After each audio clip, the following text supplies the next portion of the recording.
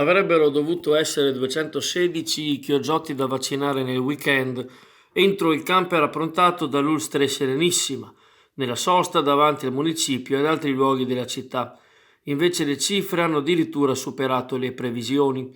Le somministrazioni monodose di Johnson Johnson hanno raggiunto infatti 230 persone, intercettate soprattutto fra quanti, con più di 60 anni di età, non avevano ancora prenotato il proprio appuntamento vaccinale.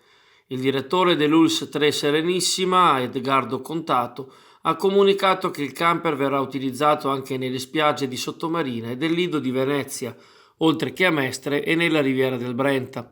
Intanto il numero dei chiogiotti positivi al virus scende sotto quota 100, merito anche delle vaccinazioni della scorsa settimana, che al terminal portuale di Aspo, in Val d'Ario, hanno superato le 3.000 unità, con record di 584 persone vaccinate giovedì 20 maggio e una media di 500 utenti al giorno. Entro la prossima settimana, ha dichiarato questa mattina il presidente della giunta regionale Luca Zaia, partiranno anche le vaccinazioni dedicate agli operatori turistici. L'appuntamento di culto con la pizza sottomarina torna finalmente a incontrare i suoi tantissimi affezionati e ad accoglierne di nuovi. La pizzeria da Leo in via Padova 1 è aperta tutti i giorni dalle 17 anche su ordinazione. Contatta quindi il numero 041 55 40 550 dalle ore 16 e prenota la tua pizza preferita.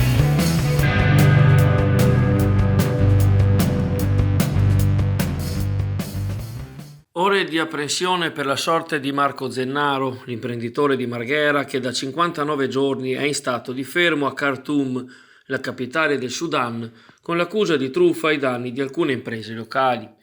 I familiari denunciano le difficili condizioni della detenzione di Marco e temono per la sua incolumità, anche in seguito al ritrovamento del corpo affogato nel Nilo del mediatore locale che aveva seguito l'affare. Zennaro era volato in Sudan per rispondere alle accuse di aver venduto trasformatori elettrici non conformi. Arrivato in Africa, il 46enne ha scoperto che gli accertamenti relativi ai suoi trasformatori erano stati compiuti da un'azienda rivale, ma il mandato d'arresto nei suoi confronti era già stato emesso. Rilasciato una prima volta dopo aver pagato 400.000 euro di cauzione, l'imprenditore veneziano è stato nuovamente arrestato dalla polizia all'aeroporto della capitale sudanese. Dall'ambasciata italiana in Sudan confermano contatti costanti con Zennaro e visite dei diplomatici almeno 2 volte alla settimana, mentre ieri la vice ministra degli esteri Marina Sereni ha contattato per via telefonica il sottosegretario sudanese agli esteri. Fonti della Farnesina confidano in una rapida soluzione. Intanto si mobilita anche Venezia. Il consigliere della lista Terra e Acqua, Marco Gasparinetti, ha avanzato l'ipotesi di sottoscrivere una mozione unitaria in seno all'Assemblea cittadina, che impegni il sindaco e la giunta a sollecitare il governo nazionale al fine di ottenere l'immediato rilascio del 46enne. Se lo abbiamo fatto per i pescatori di Mazzara del Vallo, sostiene Gasparinetti, credo che a maggior ragione abbiamo titolo per farlo in favore di un concittadino imprenditore, la cui azienda ha sede a Marghera. Anche Unioncamere Veneto e Federazione Italiana Rugby hanno diffuso un appello per chiedere la liberazione di Marco Zennaro. L'uomo infatti allenava la formazione Under 16 del Venezia Rugby. Pescheria Cam vi aspetta sempre con gli orari tradizionali dal lunedì al venerdì, al mattino dalle 9 alle 12, al pomeriggio dalle 15 alle 17 e il sabato dalle 9 alle 12:30. Gli esperti operatori della Pescheria Cam sono a disposizione per offrire il meglio del prodotto adriatico e di importazione, con la consueta garanzia di convenienza e qualità. Pescheria Cam, con sede all'Isola Saloni di Chioggia, lavora su ordinazione e prenotazione al numero 041 55 33 591.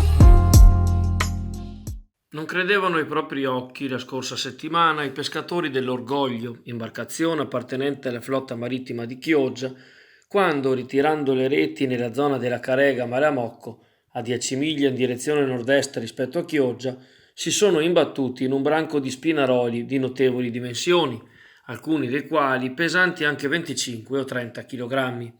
In tutto 12 quintali di pesce, issato a bordo e recapitato al mercato ittico.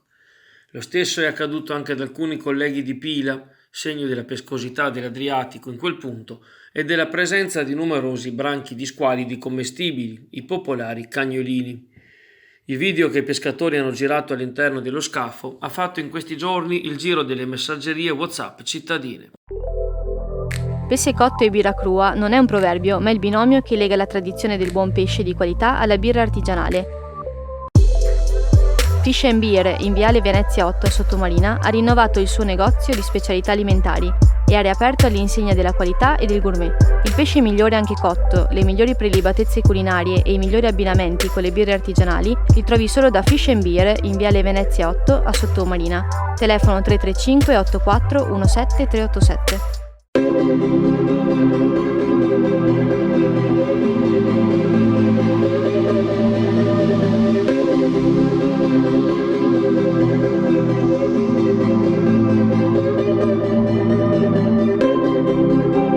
Vice sindaco Marco Veronese. Marco, togliti pure la mascherina, tanto siamo distanti.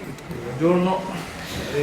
Allora, questo macchinario enorme che c'è, che è stato portato ieri sera con una gru, cosa serve? Cosa c'è? Una centrale termonucleare? Cosa è successo? Sì, questa mattina alle 6 c'era proprio una gru sul piazzale qui davanti al ponte per il trasporto. Si chiama chiller, praticamente è una caldaia gigante che serve per i nuovi impianti di raffrescamento e riscaldamento nel palazzo municipale. Avevo spiegato qualche giorno fa che a Borgo San Giovanni era stato rinnovato l'impianto di riscaldamento con le caldaie per l'efficientamento energetico. Questo è un altro intervento per il palazzo municipale, sempre per poter dar modo di risparmiare a livello energetico e quindi ridurre l'inquinamento. E con questa mi dicevi anche che poi praticamente tutto il palazzo municipale ci sono tutti i corridoi che stanno mettendo tutte le tubazioni appunto per avere un riscaldamento, un raffrescamento centralizzato, e poi mi parlavi anche delle luci, giusto? Sì, poi una volta completato l'impianto con le tubazioni di riscaldamento e raffrescamento verrà messo un controsoffitto e poi terminato il controsoffitto verrà installata l'illuminazione interna a LED con dei sensori che quindi potranno spegnere dopo un tot di tempo le luci, sempre per il risparmio energetico. E quindi ci sarà un notevole risparmio energetico in tutte le palazze comunali, che adesso invece ci sono per ogni stanza c'è l'interruttore normale, invece verrà tutto centralizzato e computerizzato, quindi insomma, un bel investimento che fa Veritas, perché questo investimento è stato previsto nel contratto di illuminazione e calore che abbiamo sottoscritto nel 2018. A fronte del nuovo contratto di illuminazione, Veritas doveva investire 4,6 milioni negli edifici pubblici. Uno degli investimenti più grossi qui al Palazzo Municipale, 1,2 milioni, e prevede proprio raffrescamento e raffreddamento, anche sostituzione degli infissi, perché gli infissi sono molto vecchi, e l'illuminazione interna LED. Quindi praticamente il municipio non tira fuori un euro, perché lo tira fuori Veritas, che praticamente sarà, diciamo, ammortizzato dalla bolletta. Sì, certamente. Il famoso ESCO sono quelle società che fanno investimenti anche con le amministrazioni pubbliche, e a fronte del risparmio energetico loro possono fare degli investimenti nelle pubbliche amministrazioni. Veritas è una ESCO e quindi noi abbiamo sottoscritto il contratto con loro. Se cerchi una cartoleria dove poter fare i tuoi biglietti da visita e menù per il tuo ristorante, c'è la Pegaso. Quando pensi a una cartoleria, pensa alla Pegaso. Ci trovi a Borgo San Giovanni 111 e su WhatsApp al 328 63 57 832. Ti consegniamo a casa gratis e anche da casa puoi pagare con carta o bancomat. Per te solo il meglio, e il meglio è la Pegaso.